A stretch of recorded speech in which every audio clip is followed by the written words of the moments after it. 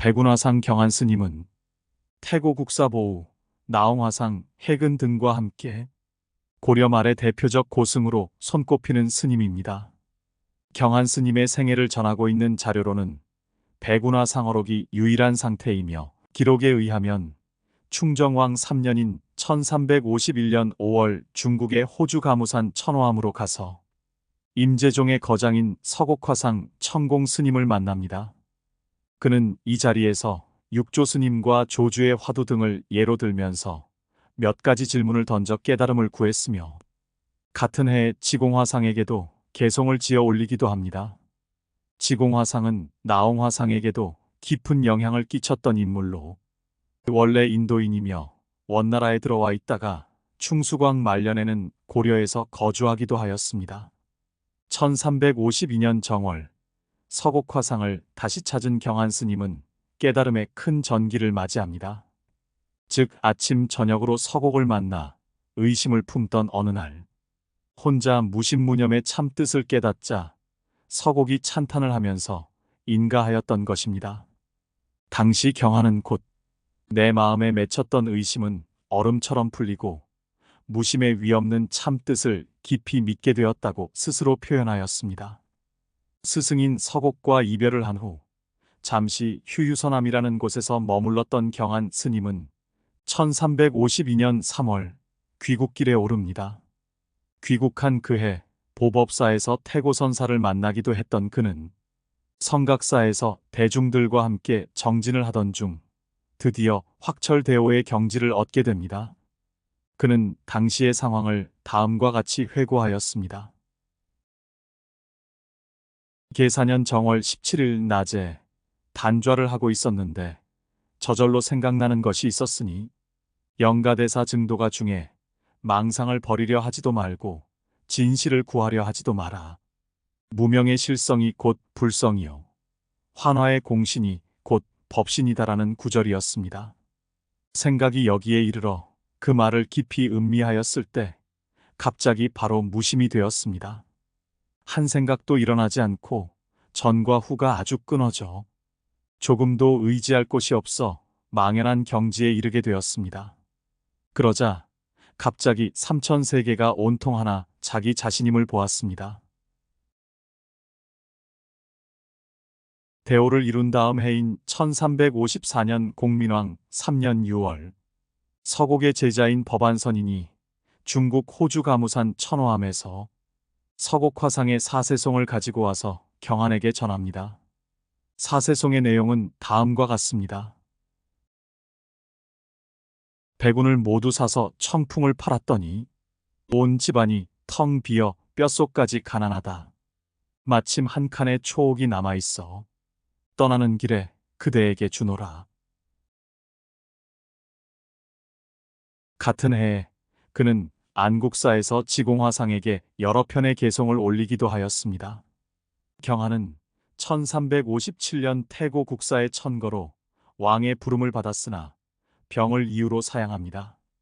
이어서 그는 나이 68세가 되던 1365년 6월 해주 신광사의 주지로 들어갔습니다. 이때도 주지를 사양하겠다는 글을 왕에게 올렸으나 결국 부임하게 됩니다. 1368년 공민왕 17년에는 왕비 노국 공주의 원당으로 세워진 홍성사의 주지를 맡았으며, 이러한 일들은 나홍화상의 적극적인 천거로 인한 것이었다고 알려져 있습니다. 1369년 김포의 포망산에 있는 고산암이라는 곳에서 지공화상의 찬을 쓰기도 했던 경한은 1374년 여주 취암사에서 다음과 같은 임종계를 남기고 입적하십니다. 이때 그의 나이는 77세였습니다. 인생 70은 예로부터 드문 일이다. 77년 살다가 77년에 가나니 곳곳이 다 돌아갈 길이요. 머리 두면 바로 고향이거늘 무엇하러 배와 노를 이끌어 특히 고향에 돌아가고자 하리. 내 몸은 본래 없는 것이요 마음 또한 머무는 곳 없나니 죄를 만들어 사방에 뿌리고 지주의 땅을 범하지 마라. 그의 어록 서문을 썼던 이구는 천진하고 거짓이 없어 형상을 빌려 이름을 팔지 않았으니 진경에 노는 사람이었다고 스님을 표현하고 있습니다. 현존하는 경한 스님의 저술로는 백운화상 어록과 불조직지 심체 요절이 있습니다. 어록은 그의 제자였던 석찬, 달담 등이 기록한 것으로 상하 양권으로 되어 있으며 이색과 이구의 서문이 앞에 붙어 있습니다. 직지란 참선하여 사람의 마음을 바르게 볼 때 그 마음의 본성이 곧 부처님의 마음이라는 것을 깨닫게 된다라는 뜻으로 부처님의 여러 경전과 고승들의 법문에서 중요하고 핵심적인 구절들을 뽑아 만든 직지 심체 요절은 스님들이 수행과 공부를 하는데 학습서로 사용되었다고 합니다. 이는 서곡화상께서 정리해 놓은 것을 백운경한 스님이 받아 지녀오다가 다시 여기에 요긴한 것을 더 추가하여 정리해 놓은 것을 후에 제자가 편찬한 것입니다. 직지심체요절은 직지 또는 직지심경이라 불리우기도 하며 세계 최초의 금속활 자본으로도 유명한데 아쉽게도 현재 우리나라에 없고 프랑스에 있습니다. 경한 스님은 무신무념을 강조하셨는데 깨닫고 나서 하신 말씀입니다. 스승의 은혜는 부모보다 더하여 무겁기는 산과 같고 깊기는 바다와 같음을 믿었다. 만일 그때 무념의 참뜻을 내게 가르쳐 주지 않았더라면 어찌 오늘의 큰 해탈이 있었겠는가. 산승은 지난해에 강남과 강북을 돌아다니면서 선지식만 있으면 모두 찾아뵈었소. 그 선지식들은 사람들을 가르치되 혹은 조주 무자로, 혹은 만법귀일로, 혹은 부모 미생전 면목으로, 혹은 학심외조, 섭심내조로, 혹은 징심입정으로 하였으나 마침내 다른 말이 없었소. 최후에 가무산 천호함의 서곡화상을 찾아뵈었고 여러 날 그 집에서 모시고서 다만 그 무념의 진종을 배워 부처님의 더 없는 묘도를 원만히 깨쳤던 것이요. 내 소견에 의하면 공부하는 사람을 다루는 자는 화두나 수어 혹은 색이나 소리 언어로써 합니다. 또 가장 묘한 방편이 있습니다. 무심이나 혹은 무념으로써 하는 것입니다. 바로 가리킨 마음은 다만 평상시에 일 없는 그 마음으로써 거기는 아무런 비밀한 알미나 이치의 길이 없고 무심과 무위에 꼭 합하면 천기가 저절로 열리어 아무 구애도 없고 아무 집착도 없소. 이른바 시방의 사람들이 모두 한데 모여 사람마다 무의를 배우면 그것이 곧 선불장이요 마음을 비워 집으로 돌아가는 것이요. 스님의 선시 무심가입니다. 깨끗한 흰 구름은 허공에 있었다 사라졌다 하고 잔잔한 흐르는 물은 큰 바다복판으로 든다. 물은 굽거나 곧은 곳을 만나도 저것과 이것이 없으며 구름은 스스로 잡고 스스로 풀어 친하거나 서먹하지 않다. 만물은 본래 고요하여 나는 푸르다, 나는 누렇다고 말하지 않는데 사람들이 스스로 시끄러이 이것이 좋다 저것이 나쁘다고 마음을 낸다. 경계에 부딪혀도 마음이 구름이나 물의 뜻과 같으면 세상에 살면서도 모두가 자유로워 아무 일 없다. 만일 사람의 마음이 억지로 이름 짓지 않으면 좋고 나쁨이 무엇을 쫓아 일어나겠는가. 어리석은 사람은 경계만 잊으려 하면서 마음은 잊으려 하지 않고 지혜로운 사람은 마음을 잊으려 하면서 경계를 잊으려 하지 않는다. 마음을 잊으면 경계가 저절로 고요해지고 경계가 고요해지면 마음은 저절로 움직이지 않나니 이것이 이른바 무심의 진종이니라. 이와 같이 백운화상은 무심무념을 선의 구경으로 보았고 또 화두가 본래의 뜻보다는 오히려 또 다른 집착을 일으키는 장애가 되어가던 당시에 선가에 그릇된 선풍을 바로잡기 위해 무심의 선풍을 일으키셨습니다. 그는 무심에 대한 그릇된 견해를 경계하면서 지금 말한 무심이란 세간의 흙이나 나무, 기와장, 돌 따위가 아무런 식이 없는 그런 무심이 아닌 것이요.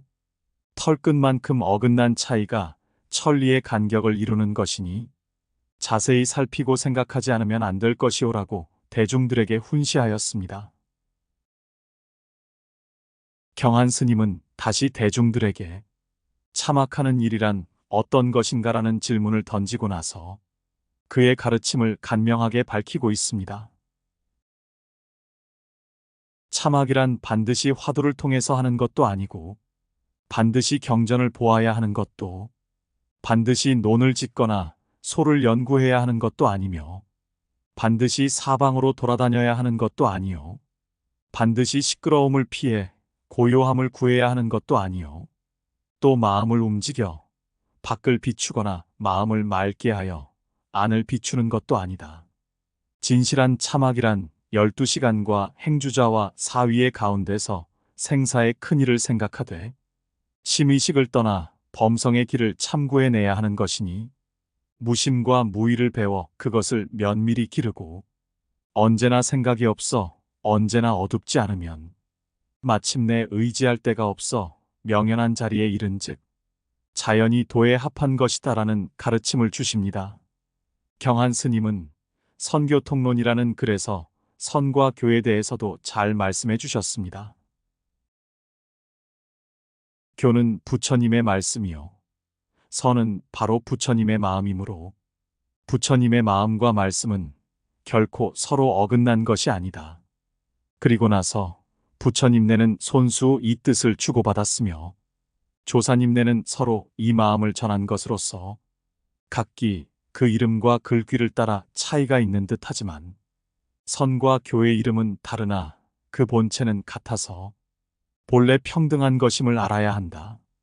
그 근원을 통달하면 선도 없고 교도 없는데 그 갈래를 벌려놓는 이가 각기 선과 교를 고집하는 것이다. 거기에 어두우면 모두를 잃을 것이요. 그것을 고집하면 둘을 다 해칠 것이다.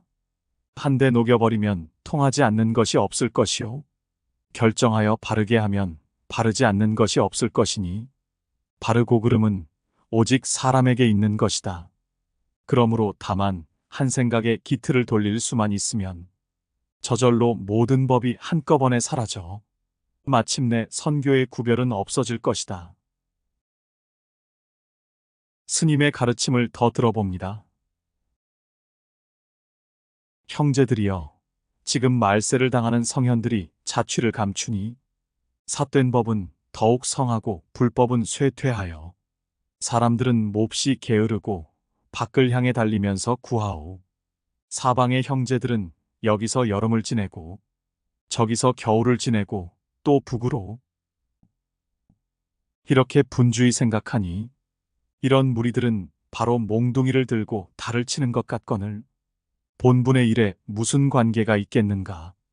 혹은 이치를 깨친 이가 있더라도 극히 소수의 사람으로서 중도를 깨치는 법칙과 이치에 들어가는 무는 알지 못하고 그는 많이 듣기만 배우고 악연만 높이면서 세상의 이익을 아주 벗어났다 하오. 또 어떤 이는 누더기 옷으로 한적한 곳에 있거나 산수에 놀면서 품을 단속하고 제때에 먹되 부드러운 음식을 버림으로써 경솔하게 상류라 생각하오. 이 노승이 그대들에게 말해주지 않았다고 말하지 마시오. 그대들이 듣지 않는 것을 난들 어찌하리오.